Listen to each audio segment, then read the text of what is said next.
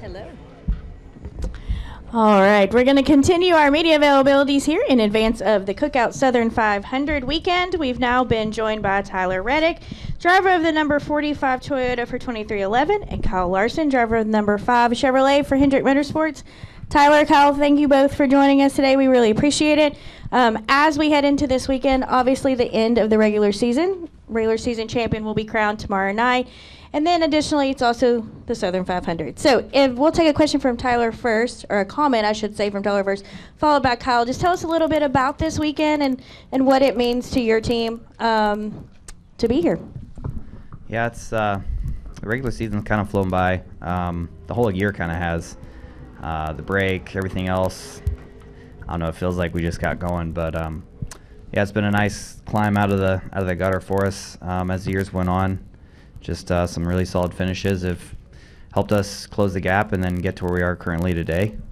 But yeah, really excited for this weekend. This is always a race that means a lot to me. I feel like it means a lot to a lot of these drivers, and it's one that I've ran second, third a few times in, to this very guy over here to my left. So we'll try and get one spot better this weekend, but yeah, we'll probably be racing around each other a lot tomorrow night. All right, and Kyle? Yeah, no, as Tyler touched on, it's kind of wild that we begin our playoffs next week, and yeah, I feel the same way. The season's kind of flown by, and we've had, as well as I'm sure all the teams, our ups and downs. A little bit opposite, I guess, of Tyler.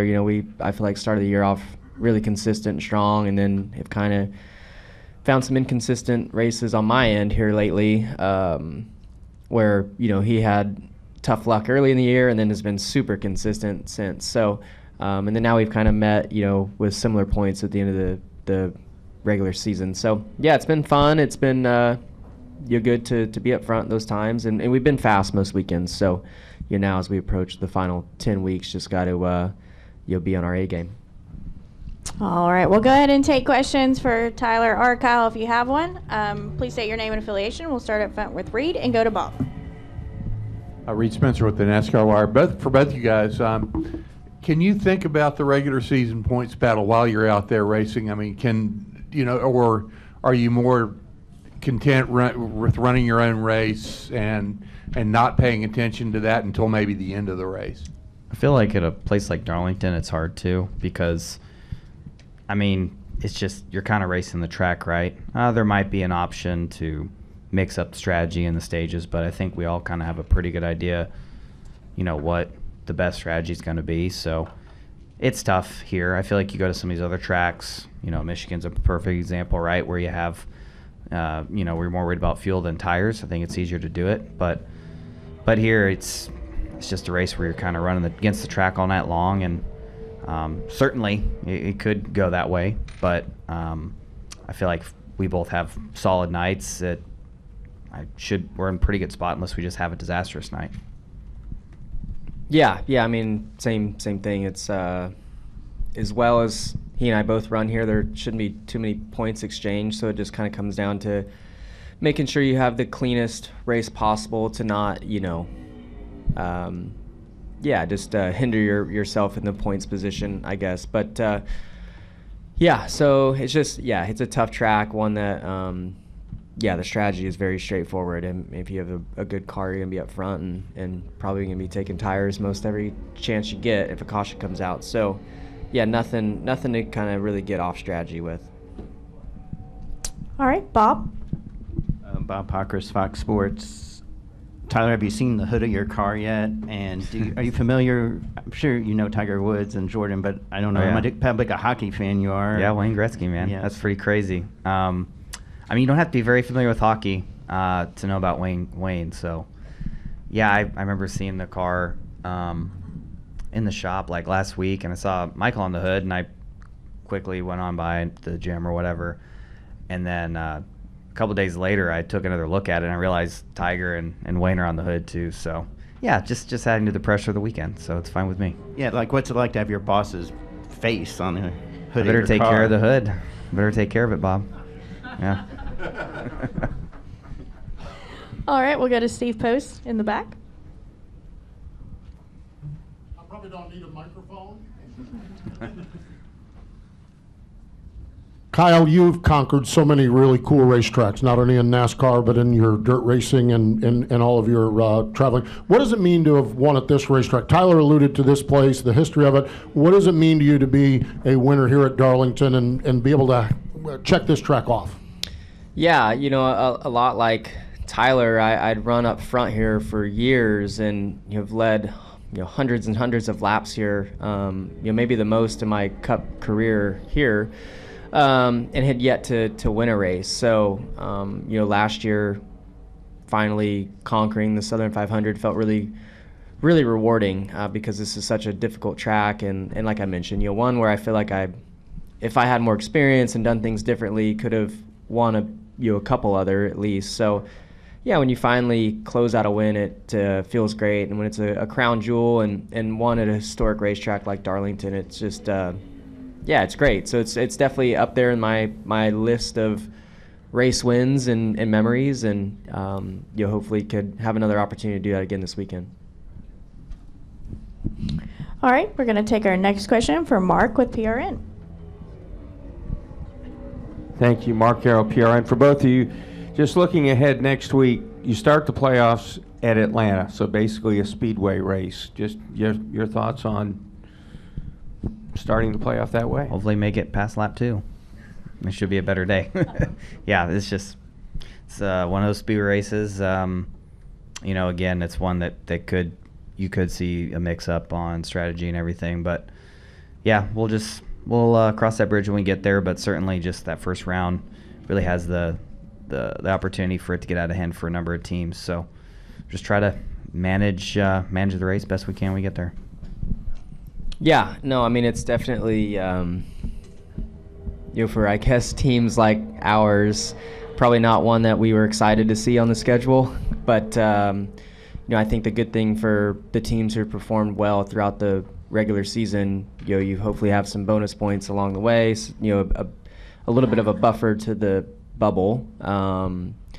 So, yeah, no, that's it's a anything can happen type of track. But we were really strong. We've been really strong there. We just, I don't think I've finished a race yet at Atlanta since they've repaved it. So have just been caught up in different wrecks every time. So hopefully next weekend's a little different. We can be up front and you'll get stage points and at least see the checker flag. Joey Logano was in here earlier and basically thought or intimated that all 3 races in the opening round, you have Atlanta, Watkins Glen, Bristol will be wild cards. How do you guys feel about those 3 races, and are they all wild cards? Atlanta can be. Maybe we've seen some, pretty chaotic finishes there. Just, stack-ups can happen at a bad time and take out a lot of cars. Watkins Glen, I feel like, is a bit more straightforward. It seems like the tire we're going to go with is going to be much different than what we've been used to. So, I mean, it's very possible with that it takes a little bit different formula than what you've seen in the past there to win. So that has the potential. And then, yeah, I think with a place like Bristol, if it remains like it did in the spring, then, yeah, it could just be totally wide open there as well. So, yeah, it has all the potential to be a real disaster if you're not careful.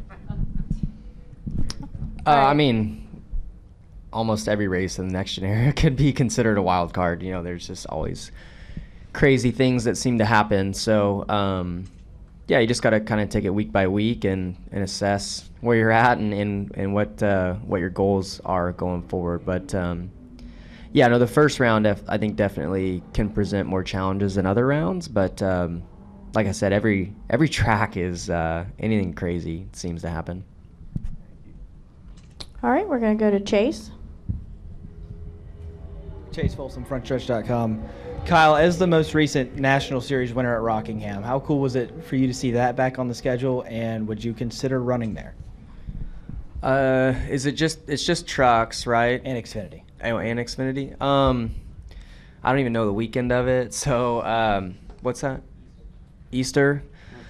No, I'm taking Easter off. So, no, I love to race, but not that much. So, yeah, 1 weekend off, Bob. That's amazing. So, No, I won't be there. As much as I like Rockingham or liked it back then, I guess it would be different now, since they've repaved it since then. But I do think it's awesome that we're going back to venues and kind of restoring venues like Rockingham, North Wilkesboro, all that. So yeah, I mean, I think the schedule is pretty cool. Obviously, wish we had at least one more off weekend, but no, I think the variety and for the lower series to tie into those grassroots style fan bases is great. So yeah, you won't see me at Rockingham, but I might be watching. All right, we'll go to Peter. Going off that question, Peter Stroud at TSJ Sports. Tyler, I believe that last Rockingham race was your first truck race. What are your thoughts on returning to Rockingham? Yeah, I mean, I feel like if it wasn't for my first K&N start at Rockingham, I don't know if I'd be here, honestly. So yeah, the track has been good to me. Well, it was good to me in the K&N car, but my truck start was a little less than desirable. I think we got spun out like lap 3 or something like that. So it's always been a really fun track. I've gotten to get an understanding of what a faster racetrack's kind of like. They're racing there way back when. So it's cool to see it back on the schedule. Like for me, as a place that kind of changed my life. So it's great to see it back. All right, go ahead. Chris Weaver, Fox 8 WGHP High Point. Kyle and Tyler, to what extent? But Kyle, you raced in one of those K&N races at Bowman Gray. Talk about the idea of going to Bowman Gray for the Clash and what you remember about the K&N race there, and then Tyler, just sort of follow up on your thoughts about the Clash at Bowman Gray. Yeah, I honestly, it was so long ago, I don't really remember much about the race. I remember qualifying. I got the pole there the time we ran, so I remember part of that. I mean, it didn't take very long to complete 2 laps there, but I just remember being really slick, and you kind of your tires never came up, they were never quite ready in qualifying, so it was dirt tracking around there. But that was different, back then. Obviously, different car, tire, horsepower, all that. But regardless, I'm excited to go there. Logistically, it makes way more sense for the teams. And drivers and competitors, and the fan base there is just amazing. I've been there to watch, a local weekend show. I sat in the stands that night we ran the K&N race. Afterwards, I think they had modifieds or something run, and there's no other experience like Bowman Gray as a race fan. So I hope that same style crowd shows up for a cup race there and are flipping all of us off and leaning over the wall screaming at us, because it's amazing. It's such a cool atmosphere. So I'm excited for it. Yeah, I just hope the weather cooperates. I don't know if our show will be crazy enough for them. They may not like us. I could be wrong. All right, we're going to go to Al and then up front to Mike. Yeah, Kyle, Al Pierce from Auto Week. The year you won your championship, you won 10 races. But if not for a great pit stop at Phoenix, you might not have been the champion. Does that system kind of seem odd to you, that you can dominate a year and it comes down to something that close? I don't know. I mean, it's the system, so it doesn't really matter. I think it makes for storylines and whatnot, but yeah, I mean, I never really cared until that year. When we went into Phoenix with 9 wins and had dominated the year, I was like, man, I can't believe, and I was thinking it too, with right before that final caution, I was like, man, I can't believe, we've been the best car all year, and I'm going to finish 4th in points. And then, the magic caution came out, we had a magical pit stop, and the rest was history. But yeah, I don't know. I mean, I think I've heard people mention, I think I would be in favor of a 3-race little stretch to decide the champion, but rather than just one at Phoenix. But I don't know if we'll ever see that. But yeah, for right now, I mean, it is what it is. You got to be good everywhere, and especially good at Phoenix. All right, we'll come up front to Mike. Go ahead, Mike. Mike Hembry, Auto Week. Speaking of Bowman Gray, it's one of the few places where you can see a young mother teaching her 5-year-old son how to flip a. Mm-hmm. Yeah. But Kyle, been a lot of talk, obviously, about you and Max lately. Ray Evernham yesterday mentioned he could probably put you two guys in IROC cars somewhere if you had an interest in that. But has the response to all that talk kind of surprised you? No, not necessarily. Obviously, there's different fan bases throughout the world, and I think everybody's definition of the best all-around driver is a little bit different. So yeah, I don't know. I think it was a fun little topic of conversation there for a couple weeks, and obviously you have the American fans who stand by me, and then the rest of the world. But regardless, it's cool to just be, I guess, in the topic of conversation as one of the best all-around current drivers. But yeah, like I said, everybody's definition's a little bit different, so I think that makes your opinion of what that might be a little different. All right, our next question will go to Owen in the back, and then we'll end with Steven up front here. Actually, this time it's me. Okay, Greg, go ahead. Obviously, GregEngleCupScene.com. Obviously, the elephant in the room, we've got a Chevy driver and a Toyota driver. When you guys, and obviously if it comes down to winning a race, you're going to be manufacturer-centric towards the end if you help a Chevy driver or Toyota driver. But tomorrow night when we've got the cutoff and we've got guys who could win to get in or be on the bubble, are you guys cognizant of manufacturers, or is it, in other words, do you tiptoe around those drivers if to make sure you're not a factor in a bad way, regardless of manufacturer, or does the manufacturer still play into it? I mean, a place like this, you're just running your own race. You're thinking about yourself. You're being selfish. You're not really thinking about anybody else. This B-Way, that's where it gets a little more complicated. But yeah, at a place like this, you're just trying to win the race. For us, we're in the playoffs, right? So if we go out there and win, it keeps anything crazy from happening. But yeah, it can get a little tricky, as we saw.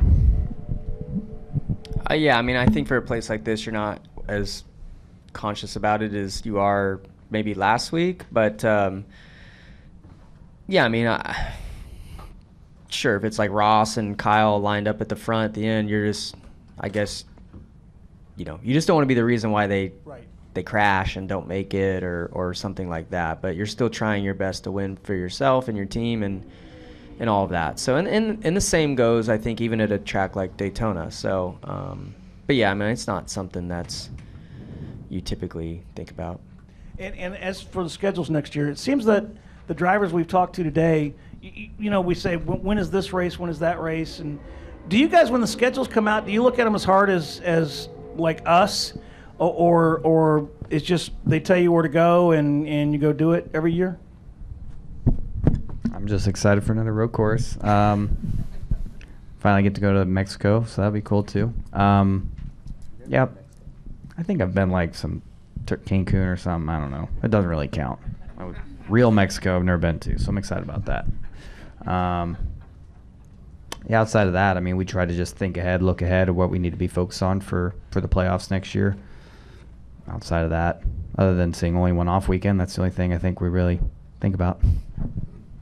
I mean, for me, I didn't really study a whole lot because there's no sprint car schedules out yet. So until those come out, then once sprint car schedules come out, that's when I start building my schedule for next year. All right, we'll take one final question from Steven and we'll wrap. Steven, sunfurniture.com. Question for both of you guys. With the regular season finale being held at Darlington this year, is there kind of more calmness heading into this one, knowing the points and what you guys both need to do to win the regular season title, compared to ending at Daytona and where the points change every single lap? I mean, yeah, I was kind of hoping Daytona was going to go a little better, but coming in a place like this, it's kind of, I'd say it's pretty much in our control. It's in mine, it's in his, right? It's how we go out and how we run our race tonight. We'll decide it. A place like Daytona, it's just, when you're fighting the cutoff, or if you're fighting, for that regular season championship, it's just so stressful because there's so many things that can happen out of your control. Yeah, I mean, I like Daytona being the finale of the regular season. I think that extra, you imagine if Harrison Burton won last week, like it would, or sorry, this week, like he won last week, I just think it'd be an even bigger story. So, and I think it's that way next year again. Maybe we go back to Daytona for the final. So, yeah, I just, not that it matters a whole lot. I just think the storyline of it, being the final race to get in is pretty cool. All right, Tyler, Kyle, thank you so much for joining us. We really appreciate your time. We wish you guys the best of luck this weekend. Thank you.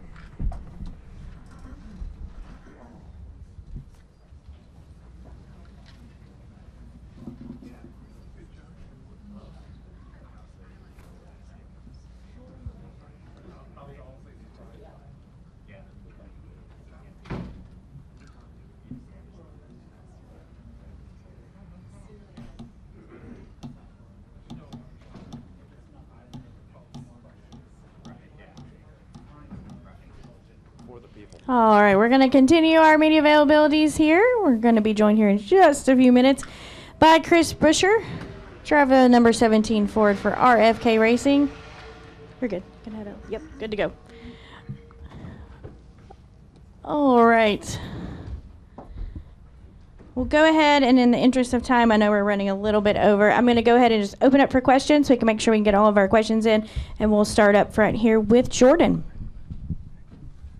Bianchi, The Athletic. When you're in this position coming into it, are you looking back throughout the year on the woulda, shoulda, couldas? Whether it was Las Vegas with the wheel, Kansas, Darlington. Are you focused forward? We're on this weekend. Yeah, I mean, all that's stuff that hurts and will when you do stop to look back at it. But ultimately, it's not anything that's changing our situation right now, and would really just be a distraction at this point. So. Yeah, and there's no changing it, right? So, definitely things that look back on, we'll clean up as a team. Things I can clean up as a driver, do differently, and then just situations that certainly could have gone better. So, yeah, we're focused on this weekend now. All right, we'll go to Holly. Hi, Chris. How much are you playing offense versus defense? Because you have enough of a points margin that's, somewhat comfortable, not entirely. But, I mean, how are you kind of going to go about things this week? For me, this is one of my favorite racetracks. I absolutely love coming to Darlington. It's had a chance to win this race last time we were here, and, obviously ended up in one of my less highlight-worthy moments. But it just, for us, it's how do we come in and win this race? How do we be in contention to win this race? I think I don't like to be a points racer. I'm aware of our situation. I feel like we can come out here and do what we've been doing each and every week, and that's been bringing fast race cars to the track that, a lot of times feel like we've had speed to compete for wins. We've been able to compete for wins. And then, days that we just need to execute a little bit better all around. And, for us, that's kind of the same thing we got looking at us for this go. So, yeah, we will pay attention. And it's something we started, probably Pocono time, just aware of the cars we're racing if they have days that are catastrophic or bad. Just know what that means for us, and if you do have to be a little bit more aware of the situations you're in, then we can pay attention to that. But ultimately, I want to be in contention to win this race and just close the deal out that way and not worry about any of the rest. All right, our next question will go to Mark. Mark Garrow, PRN. Chris, as well as you ran last year, the wins, and all the speed you guys had at the beginning of the season, are you surprised to be sitting here coming into the last race in such a precarious position? In a way, I guess. Yeah, I mean, we're third of the cars without a win on points. I think that's probably the bigger surprise. Is there's been as many different winners this year as there has been, right? So, and on the flip side of that is like you said, we've had a lot of speed this year. We've been really close at a lot of races. We just haven't sealed the deal, and that's been very frustrating at times because that was one of the bigger goals we had on this season, was to make sure that we fired off with the potential that we had around this time last year, and we did.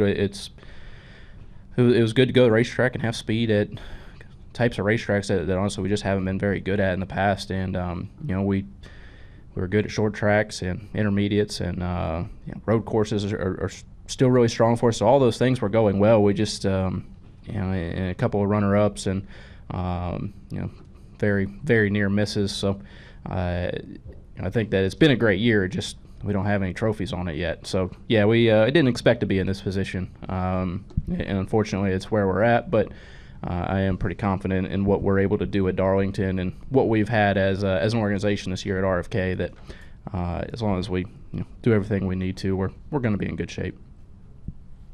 All right, our next question will go to Alan Cavana. Alan Cavana, MRN. During the race, do you want to know where Bubba's running, where Ross is running, what the point situation is? Do you ask not to be updated? What do you like as a driver? I'm not going to ask for silence, but no, I don't need the updates either if it's not significant. Ultimately, that's it's just a distraction for what we need to do to go race. It's just a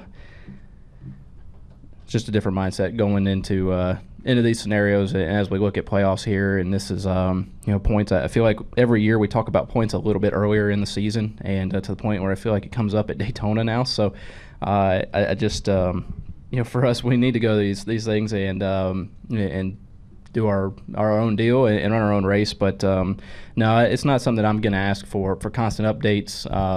When you're in the car, you're not. I guess I'm not. I'll speak for myself. I'm not completely aware of the race scenarios and everything that's playing out, and I don't really need to be if it's not something that I can affect the outcome of. So there will be a time and place for that, and maybe that's just towards the end.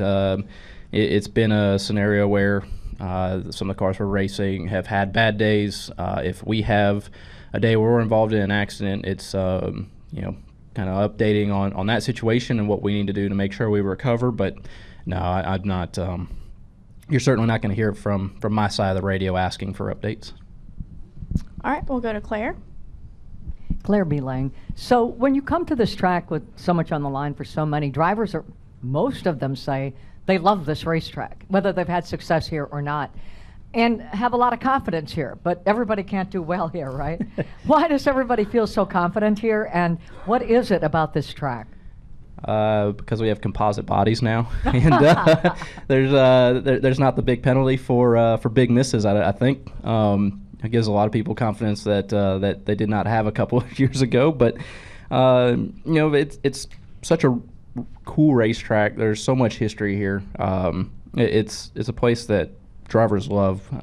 Me being one of them that wasn't very good here for a long time, and took a lot of learning, but always loved it. Was always one of my favorites regardless. So the speed we've been able to have in the last couple of years has certainly helped me enjoy it more. But it's just a cool racetrack that's unlike anything else that we go to, and I think for that everybody has an appreciation for that as drivers and enjoy the challenge of it. So we all want to be better at it, but ultimately it's just such a fun racetrack that you can get behind it quite easily. So how much did this track frustrate you at first, and then how were you able to learn it? What did you do in general? Yeah, I don't know. Wasn't so frustrated at coming to this racetrack. It's just a little bit of bad luck along the way. A couple of tire issues early in my career here that felt like ended days that were going to be okay, but and then after that, just kind of got rolling in the right direction to the point where it was always just a little bit better as we went. I had a lot of hard lessons here with metal body cars as well, and that was completely on me.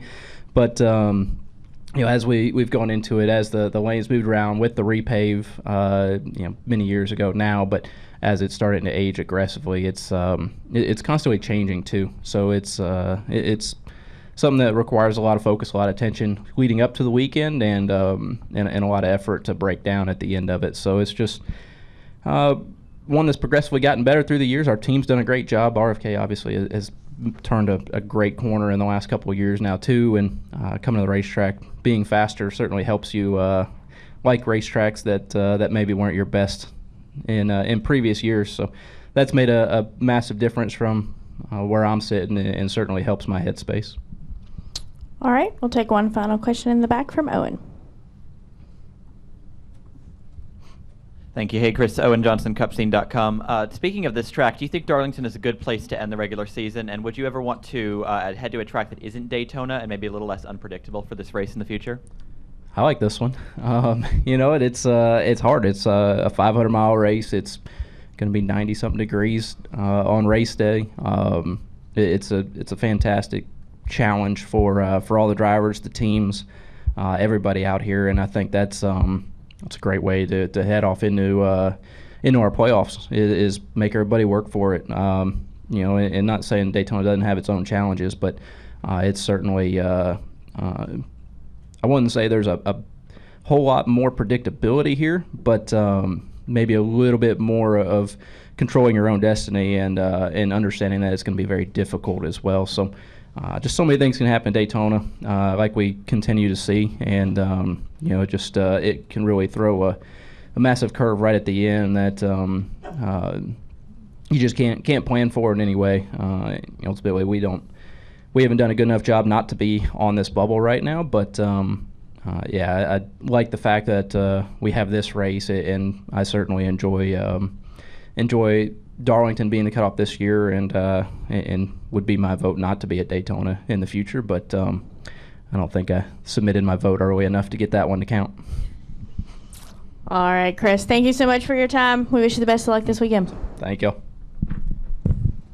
All right, we'll have one final media availability here before the media bullpen starts at noon. Friendly reminder, the drivers in the top 25 will be available as long as they have not already been available here on the desk. Here in just about 15 minutes here in this room, they'll start making their way in. So we're now going to be joined by Kyle Busch, driver of the number 8 Chevrolet for Richard Childress Racing. Kyle, thank you so much for joining us.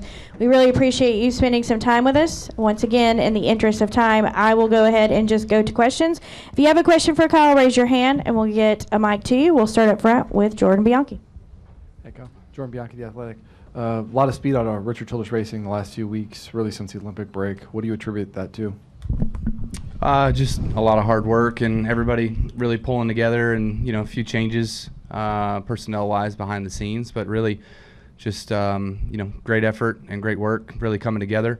A lot of that's been from April-May timeframe of just conversations of processes and procedures that we need to improve on and work on, and we're starting to see the fruits of that labor now.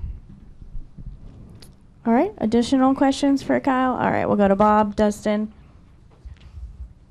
Bob Pockers, Fox Sports. Do you see this weekend as one where you may have to just take chances or do a crazy strategy if you don't have the flat-out speed? Yes and no. I don't know that you can really get a whole lot done here because of all the fall off and tire wear and things like that. I don't. If you have a 3-lap run, do you stay out? I don't predict you're going to be able to hold them off very long. So unless it's a green-white checker, which in that case you're probably going to get a few, as we tend to do this day and age. So I don't know that you'll be able to see a whole lot of different strategy play. We'll just have to have some outright raw speed and go get them. All right, Dustin. Dustin Long, NBC Sports. Kyle, does Parker Retzlaff owe you or anybody at your organization either an explanation or an apology for maybe not doing enough in other people's eyes last week for you? Not me, but I don't really know him all that well, so I don't know what sort of business relationships there are behind the scenes. Once upon a time when I owned a Truck Series team, we had other teams that we helped and we supported and we gave parts and pieces and resources and different things too. So I don't know how all that stems for his relationship with Beard behind the scenes. So yeah, not to me. He didn't owe me nothing. Well, we have our Chevrolet team meetings, our key meetings, key partner meetings before the race, and he's not in one of those. So if you're not in one of those, then you shouldn't be, or you should not be relied upon as a key partner to need to push and know the game that needs to be played. So that's how I look at it. All right, we'll go to, yes. Chris Weaver, Fox 8, High Point. Flashing forward a little bit to the start of next year, going to Bowman Gray for the Clash. Your boss man, Richard, has a long history there. It's where he got his start. I think you wheeled some races there. What do you think about going to Bowman Gray, such a historic place? Have you ever been over there? I have never been, no. I've never been on the premise. Seen a lot of highlight reels from over there. So I will have to call upon a driver coach, probably Burt Myers, to give me some pointers about what to do and what to look out for and how to get around that place. Him and I are pretty close and been friends for a long time. So he seems to be a champion over there and knows how to get around there well. There you go. All right, we'll go to Mark. Mark Yarrow, PRN. Kyle, obviously you hope to win this weekend, make the playoff, but if you don't, do you feel better about being able to keep your consecutive season streak alive, given that you've had the speed, you've been knocking on the door? Do you feel more optimistic about that happening now between now and the end of the season? No, I mean, you want to go out there and contend every week, but getting wins is a whole different story. So for us to be able to capitalize on our good runs, like last week, we just missed and didn't execute well enough in those final moments to get the job done. So anything can happen. You got to live it out until the end, and we've got 11 more weeks to get it done. It would certainly be nice to get it done here in Darlington and put that story to rest, but also put ourselves in the playoffs and have a shot to continue to build on this momentum that we've had with RCR and our stuff getting better to take our Chevrolets far into the playoffs. All right, Pete. Pete Yakabelli, Associated Press. Kyle, you haven't been in this position on the outside of the playoffs at this point very often in your career. Have you dealt with any frustration? Has there been any frustration? How have you kind of kept your mindset moving forward to take advantage of every chance that you can? Yeah, I mean, the whole season's been frustrating. Every week it just kind of seems like, okay, what next? But that's something that we can't change. I mean, Chris Buescher just said it beforehand. There's a lot of things and a lot of questions that we have for ourselves and answers that we might not be able to answer exactly right now as to how our year has gone. But that's in the past, and you can use that as a distraction or a motivation tool, and we'll look to try to make that as a motivation tool. We did not run well here in the past, but we don't come this race in the spring. We did not run well, but we don't come in this weekend holding our heads low and thinking that we're gonna not run well again. We put our heads to the paper and tried to figure out why, and said we're gonna go there with the best piece we can and try to kick their butt and get a win. All right, we'll come out in front to Mike and then to Reed. Mike Embry, Auto Week. Kyle, looking at the recent talk with Kyle Larson and Verstappen, what's your take on, would it be harder for a good NASCAR driver to go to F1 and do well, or harder for a good F1 driver to come here and do well? There once was a time when Lewis Hamilton and Kyle Busch were the dominant guys, and this conversation never happened. So I'm jealous, frankly. But maybe it didn't happen because I didn't bring on the conversation myself. But I would say that you have seen guys do better going from our realm to the other one. I don't know if it's a pure downforce thing or not, but those guys seem to just drive pure beyond the limits of the car, and the car will take it, and they can stick.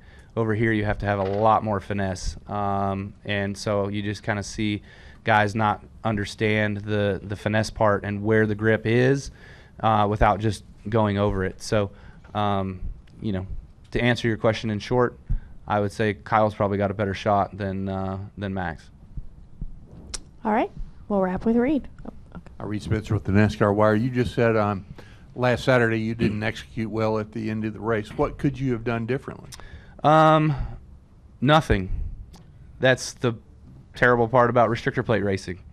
The two guys behind me seem to be a bit out of control, and when you go back and look at SMT data, they were dilly-dallying around off of turn 2, getting squirrely and not holding their steering wheel straight, not holding their gas pedal down, and they were slow.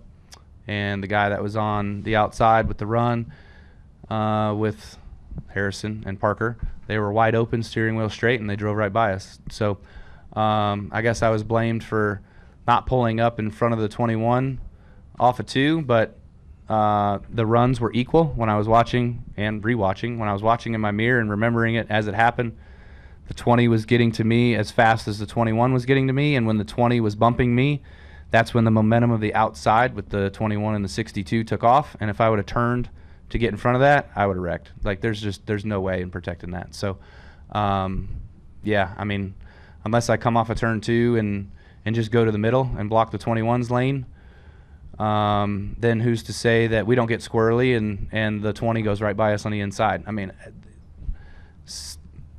Monday morning quarterbacking is the worst thing you can do. So, it is what it is. All right, Kyle, we appreciate you spending time with us. We wish you the best of luck this weekend.